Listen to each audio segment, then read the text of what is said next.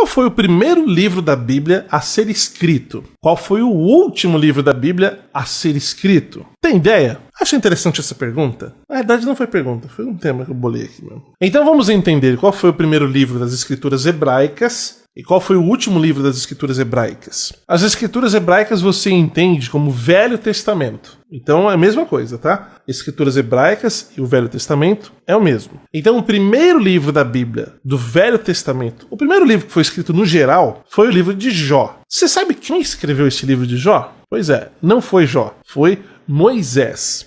Interessante. Esse foi considerado o primeiro livro da Bíblia a ser escrito. E qual foi o último livro da Bíblia das escrituras hebraicas? Ou seja, do Velho Testamento. Foi o livro de Malaquias. Tá, e nas escrituras gregas, que você conhece como Novo Testamento? Qual foi o primeiro livro a ser escrito? E qual foi então o último livro a ser escrito? Vamos lá. O primeiro livro das escrituras gregas, ou seja, o Novo Testamento, foi a primeira carta que o apóstolo Paulo mandou para uma congregação de uma cidade chamada Tessalônica. A carta era a primeira carta aos Tessalonicenses. Esse foi o primeiro livro das escrituras gregas a ser escrito. 10 anos depois que ele escreveu essa primeira carta a Tessalônica, veio o primeiro evangelho, escrito por Marcos. O evangelho de Mateus e o evangelho de Lucas foram escritos cerca de 40 anos depois que foi escrita essa carta a Tessalônica. Eu não sei se você sabe, mas